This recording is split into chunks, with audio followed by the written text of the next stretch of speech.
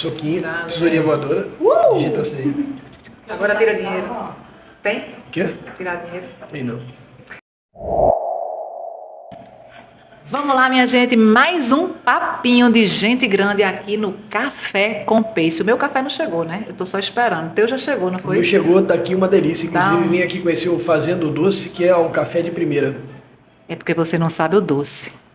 Mas vamos embora. Hoje meu convidado especial é Luiz Felipe Moraes, o cara que tem o dom das mãos, manuseando-as e fazendo acontecer no corpo dos atletas, na maioria dos melhores atletas, e eu me incluo nessa, dá licença, da cidade do meu Recife, Luiz Felipe.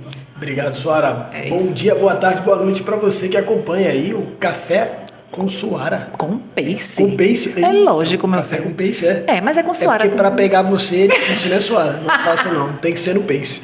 É isso aí. E eu trouxe o Luiz Felipe hoje porque, assim, tem muitos temas legais pra gente conversar, Físio. E um deles é o que eu tenho ouvido falar muito na internet, essa ondinha de naturalizar o pace. A galera tem assim, não digo um problema ou criar um problema, mas tu tem ouvido falar isso? O que é que tu acha desse assunto que tá sendo, assim, cheio de burburinho? Então, a gente tem ouvido falar bastante sobre esse tema e não é uma novidade, né? Uhum. Eu acho que, por um lado, a rede social, os aplicativos de corrida, eles acabam colocando pressão em alguns corredores que se sentem obrigados a satisfazer, né, essa vontade alheia de correr num determinado pace que não é natural para ele naquele momento. Uhum. Né? Pace é resultado de treino, pace é resultado de biotipo, de uma série de questões que ultrapassam, né, ou simplesmente o fato de eu querer correr naquele pace. E tecnicamente, então, o que é correr? Correr, o que caracteriza a corrida, que separa a corrida da marcha, no caso do caminhar, é o fato de você ter uma fase aérea. Você tem uma fase onde os dois pés estão no ar. Para que isso aconteça, você tem que estar correndo. Quer dizer, isso é correr. Né? E aí você tem que estar numa determinada velocidade, num determinado pace. Só para quem está assistindo aí, que não sabe, porque talvez só tenha pessoas que nem sabem o que é o pace. Isso. Né? O pace é o tempo que você leva para percorrer um quilômetro. Né? Então isso é o seu pace. E, cara, o seu pace é resultado daquilo que você é capaz de fazer hoje. Seria uma insanidade da minha parte querer correr mais forte do que eu aguento, me colocando sob risco de lesão e de acabar minha brincadeira para satisfazer a vontade ou a atender a vontade alheia, né? Do que a expectativa alheia. Sim, sim. Né? Então, assim, eu conheço clientes que chegaram para mim, que começaram a correr e que não sabiam nem o que era pace e que algumas pessoas diziam, pô, mas você nem corre, isso não é pace, pace de 8 não é pace, você não corre. Veja, tecnicamente, de fato, não está correndo. Eu acho que o problema maior do que você querer dizer se a pessoa está correndo ou não está correndo é o fato de você colocar a pessoa para baixo, tentar colocar a pessoa para baixo, diminuir a pessoa ou desestimular ela a correr. Sim. Né? Mas é um processo. Então, quantos maratonistas já não caminharam durante uma prova? Com certeza. Né? Os melhores maratonistas, a gente viu o Kipchoge outro dia caminhando numa prova. Então, isso, cara, vai acontecer. Claro. Né? E aí, mas naquele momento eu não tenho como dizer que Kipchoge está correndo. Está correndo? Não, ele estava andando. Isso, exatamente. É só isso. Ele não estava correndo, ele estava andando, exatamente. Então é isso. Porque, assim, o que eu tenho visto bastante também é tentar fazer uma inclusão, e essa inclusão acaba dando até uma... Não é nem... É colocando o outro que não está correndo num pace satisfatório, digamos assim, de uma forma até menor, entende? E isso leva a pessoa a ficar, poxa... Então, e aí a pessoa está querendo levantar essa bola e acaba que não levanta. Porque você está problematizando uma coisa que não é para ser problematizada. Tipo, essa expectativa, ela é de quem, né? Sim. Então, assim, eu acho que a gente precisa naturalizar, sim, que cada um tem o seu ritmo. Isso. Que é saudável você correr no seu ritmo. Você achar um ritmo confortável e que você ali não vai... A maioria de nós, corredores, não somos profissionais. Não vivemos disso. A gente... Claro, entendo perfeitamente e atendo um bocado de corredor que quer performar. Verdade. E assim, a maioria dos maratonistas que eu conheço, se pudesse fazer um sub 3, faria. Se pudesse fazer um sub 2:30, faria. Qual ser humano na face da Terra que corre que não queria ser o primeiro ser humano a correr abaixo de 2 horas? Talvez tenha alguns, mas muitos gostariam de fazer. Legal, mas infelizmente não é para todos. Não é para todos. E falando nisso, não é para todos. Eu vou trazer um tema aqui que também é bacana a gente abordar, porque assim, eu vejo as marcas aí, sabe, Físio, criando tecnologias das mais altas e high-tech do mundo, né? Criando assim tênis que pesam pena, que inclusive se desfazem com 5 corridas, Sim. que não prestam mais para nada depois disso, que são para correr. E o que mais a gente diz e faz e pratica não use o tênis para a prova, treine antes de... Então assim, tem muita coisa envolvida nisso aí. Sim. Mas o que eu quero trazer, na verdade, é o seguinte, é o tal tênis de placa, que hoje é o de placa, amanhã vai ser o de fibra ótica, mas assim, cada dia vai ter uma tecnologia diferente que vai te prometer uma performance diferente.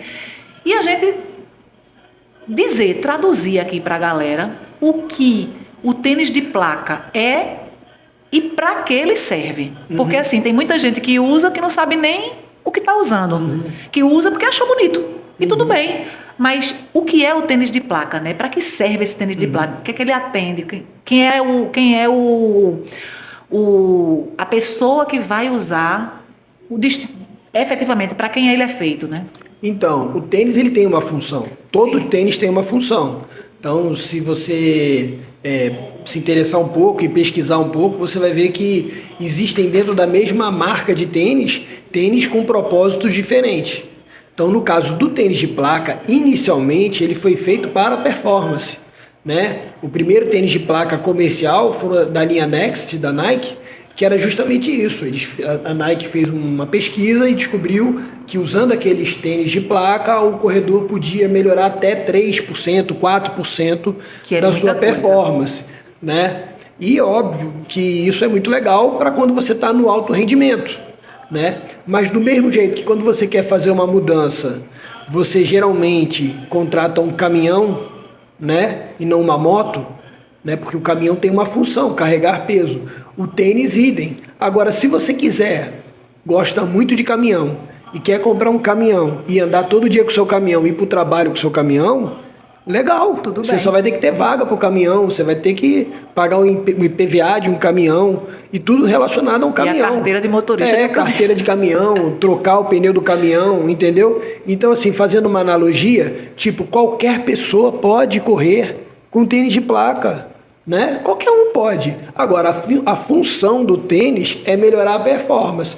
Então, você pode até ser um atleta de performance, tá? Mas se você não vai fazer um treino performático, se você vai fazer um treino de rodagem, um treino com pace mais alto, eu acho desnecessário colocar o tênis de placa, até porque é uma coisa muito nova, a gente tem algumas suspeitas, mas ainda não tem uma pesquisa realmente, sabe, padrão ouro que mostre se o tênis de placa aumenta ou não a incidência de lesão. O que eu posso te dizer da minha experiência clínica é que quando os tênis de placa começaram a virar febre e meus clientes danaram a comprar tênis de placa, começou a aparecer para mim muita incidência de lesão na região posterior. Eu ia perguntar. Panturrilha, Exato. Posterior de coxa, lombar, né? E tem um sentido disso acontecer, porque se o tênis te impulsiona para frente, ele vai mudar um pouquinho a sua mecânica. Sim. E aí você vai exigir mais dessa musculatura de trás, que é quem vai segurar o movimento na hora que você está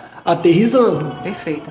Inclusive, seria muito bom você esclarecer aqui, já que você é o cara da anatomia que estuda e trata, quais são os músculos mais requisitados de um corredor e que a gente tem que ter maior cuidado, tanto para um fortalecimento quanto para uma observação. Quais são esses músculos? Então, Soares, isso é uma pergunta bem pertinente. Principalmente, obviamente, os músculos das pernas e do tronco.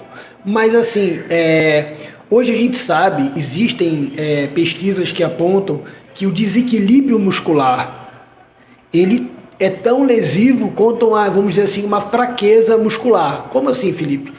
O atleta não necessariamente está fraco, mas ele tem um determinado grupo muscular, por exemplo, o quadríceps, músculo da parte da frente da coxa, muito mais forte do que o músculo da parte posterior da coxa. E eles trabalham juntos, por exemplo, para estabilizar o joelho. Perfeito. Então, por exemplo, não é muito difícil você imaginar que um atleta, ao final de uma maratona, de uma prova de endurance, quando ele já fadigando, que uma determinada musculatura, estando mais inteira do que outra, numa necessidade de subir uma ladeira, de dar um sprint, você pode acabar colaborando, isso é uma hipótese, claro, para lesionar aquela musculatura que está proporcionalmente mais fraca. Mas se você fizer um teste de força nessa pessoa, ela não está fraca, só está com desequilíbrio. Então hoje existem tecnologias, recursos de avaliação, onde você consegue mensurar cada músculo do corpo com uma precisão muito grande, e aí você consegue criar estratégias de fortalecimento tanto para aumentar a performance quanto para minimizar a lesão, levando esse corpo para um ponto de equilíbrio, onde todo mundo trabalhe junto, de forma equilibrada. Perfeito, perfeito. Essa tecnologia certamente deve ter no seu consultório. Tem também. Perfeito. Olha aí, pessoal, já anota a dica, porque é dica de ouro, viu? Equilíbrio na musculatura, usando aí as pernas, né? Toda a musculatura da perna, quadríceps posterior e também do tronco, que é que estabiliza todo o nosso movimento. Muita gente pensa até que é o joelho, né, Físio? O amortecimento, mas a gente... sim, dependendo muito, assim, a musculatura que você vai usar para amortecer o impacto, ela depende muito de como que você vai aterrissar. Então, como que o pé toca no chão. Então, se você entra com o médio pé, por exemplo, com a parte do meio do pé, você normalmente vai ter uma área maior de apoio para começo de conversa. Então, a pressão é menor. E o que isso impacta? Por exemplo, impacta em você ter uma chance menor de ter uma fratura por estresse no pé. Eu tenho atletas que fizeram um Ironman, ciclo de Ironman, e que faltando 20 dias para a prova, tiveram fraturas por estresse.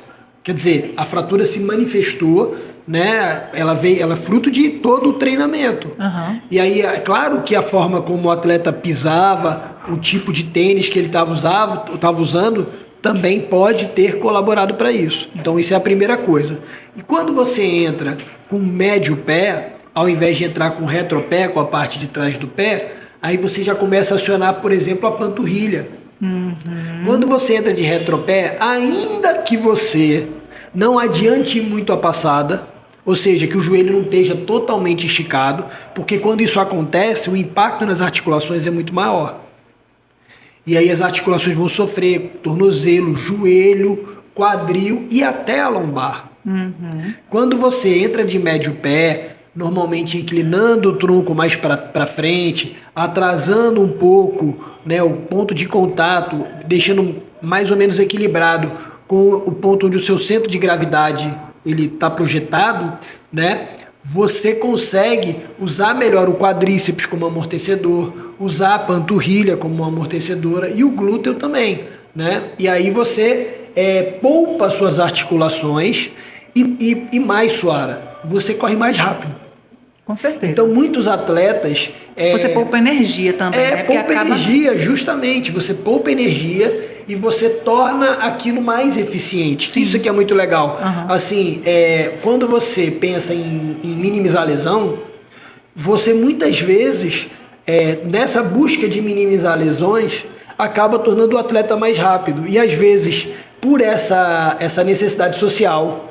que as redes sociais colocam nas pessoas, que a primeira coisa que a pessoa faz quando termina o treino é postar no Strava, postar no Insta, postar, sei lá, no TikTok. Eu não uso muito TikTok, mas tem a galera que usa. Enfim, postar os treinos, compartilhar nos grupos no WhatsApp o treino que fez, né? Então existe uma pressão social. Então, me perdi agora no que eu estava falando. Viajei na maionese real, mas não é publi, nem da paga. Rede social. Não, mas é a questão do pace, né? Sim. Então, é mais fácil você ganhar o cliente falando para ele, olha, se você adotar essas estratégias aqui, você vai ficar mais rápido. E passa pelo ponto, eu acho que passa pelo ponto mais equilibrado nessa conversa é o seguinte: se você está bem com a musculatura, se você está bem com o equilíbrio muscular, com a sua recuperação e tudo mais, com a mobilidade, você vai treinar mais. Vai. Então a performance vem naturalmente com isso, porque você vai estar mais disposto, mais disponível.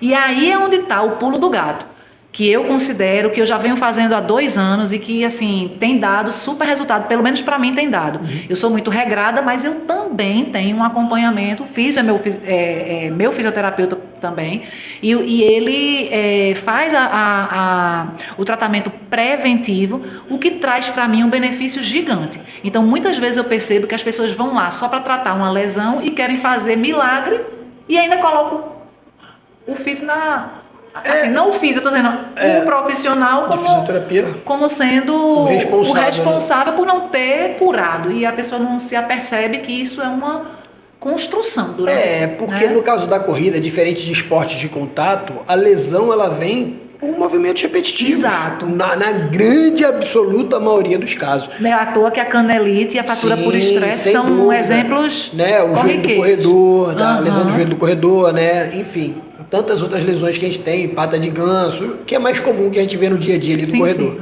Isso pode ser evitado.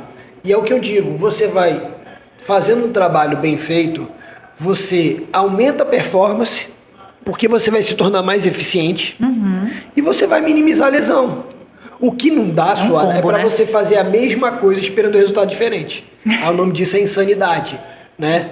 O Einstein já dizia isso aí, pelo menos a ele atribui essa frase. Então, eu particularmente acho que performar é muito legal. Eu, quando estou correndo, quando eu estou pedalando, quando eu estou nadando, qualquer coisa que eu estou fazendo, que eu estou me sentindo pleno, é muito legal. Isso é performance. Mas, exatamente, naquele momento é a minha performance. Claro. Não é o que o outro está fazendo ou o que o outro faz, que eu acho muito legal. Eu bato palma para você, para tantos atletas que eu atendo lá. E às vezes, por exemplo, o cara nem é o super rápido, mas ele faz distâncias incríveis e me inspira. Que eu olho para a Lula Holanda, por exemplo, 70 anos rodando o que ele roda. Perfeito. Falo, pô, eu quero isso. Isso é um exemplo para mim do que... A disposição dele é de qualidade de vida e tudo, mas num processo natural. Sim. Não inverter, sabe? Os valores. Colocar o carro na frente dos bois. É um processo, evoluir é um processo. E é seu, pô, é único, exclusivo. Aproveite, viva isso, vibre com esse processo, entendeu? Porque é muito legal, cara, é único, é só seu. Então não se compara com o outro, porque você vai perder. De duas umas, acontece de duas uma quando você se compara. Ou você fica na arrogância e se acha o cara ou a mulher super poderosa, e o outro é ridículo, é indesprezível, ou então você é o coitadinho, o pequenininho, e o outro é simplesmente o máximo. E não é nada disso, cara. Né? Todo mundo na mesma vibe, pô. Exato. Agora, tem gente que tem mais aptidão, que treinou mais, né? Quando eu abro meu Instagram, todos os dias de manhã cedo, acordo por volta das 5 da manhã, a primeira coisa que eu vejo o history que aparece pra mim é bom dia, né? Eu já até tirei onda com você. Começa com alegria. Que bom dia, Suara, mas não é bom dia. 3 horas da manhã, eu tô com sono, eu tô com uma má vontade terrível, né? De estar aqui, de treinar, né? Suara já tá, tem gente que acorda assim, né? Suara, eu acho que eu não ia dizer, eu não vou dizer aqui jamais no podcast que eu acredito, fala que eu vou preso, vou ser cancelado, entendeu? Mas a vontade interior, a voz dentro de mim gritando, se eu fosse André, né? André acabou, parabéns, hein, guerreiro. A mulher acorda, bom dia, não sei o que, com alegria mesmo. Não dá pra mim não, Suara. Dá não, pô. Eu sou devagar, eu sou uma tartaruga. Fique na sua, você com seu boneco de voodoo. Ó, eu sou como se eu tivesse com aquele mamute descongelado da Era do Gelo, que vai... Sabe, Munhá. Veja só, cada um com seus problemas. É verdade. Eu queria ficar aqui a tarde inteira conversando com o físio. Hoje eu queria ficar só tomando café, que eu não recebi ainda meu café. Vamos combinar, viu? Café com peixe sem café já vou ter. Vai ser duplo o próximo, hein? Queria ficar a tarde inteira aqui, físio, conversando contigo, mas de verdade, vá furar os voodoo dos seus pacientes. Eu vou, inclusive o seu tá lá guardadinho no fundo do meu baú, para quem não sabe, além de fisioterapeuta, eu sou voodoozeiro nas horas vagas, e aí é o seguinte, eu tenho 3 filhos para criar, minha gente. 3 pensão para pagar. Pelo amor de Jeová, me ajude, porque senão eu vou ter que confeccionar o seu boneco, eu vou ter que espetar o seu boneco, que eu do fundo do meu coração não quero fazer isso. Então vai lá fazer sua prevenção para eu não ter que furar o seu boneco. E aproveitando, diga onde você tem o seu estúdio, os contatos que você utiliza para fazer as marcações, deixe seu Instagram, faça tudo isso, porque a gente vai querer saber onde é a caverna de Luiz Felipe. Então, vocês vão ser muito bem-vindos ali na Estrada das Ubaias, número 20, sala 1403, aqui em Recife, né, em Casa Amarela, Casa Forte, ali é na divisa, eu nunca sei onde é que eu tô. Tem nada não, a gente descobre pelo CEP. É isso aí. E me segue no Instagram. No Instagram é Luiz Felipe, Luiz com Z, Felipe MRS. Me segue lá ou então no Correcendor também. Exatamente. Ou todo dia de manhã, quando vocês escutarem o meu bom dia, eu sempre marco o Físio em todas as postagens. É só verdade. clicar na postagem que vai direitinho para o Instagram dele. Este foi mais um Café com Pace que estará no YouTube e Spotify, porque se você tiver a fim de ouvir uma conversinha bacana de gente grande, sem filtro, vocês viram, né? Sem filtro, a gente vai estar lá nessa plataforma também e é massa. Conto com vocês para a próxima. Então, assim, eu não vou deixar que o outro me dê o prazer se eu nem conheço a minha região íntima. Já começa daí. Então, assim, para eu saber o que é bom para mim, eu preciso me conhecer. Poxa, se eu falar para ele, faz assim, faz assado, eu gosto assim, já é outra situação. Agora, vou esperar ele fazer de um jeito que talvez seja bom. Não.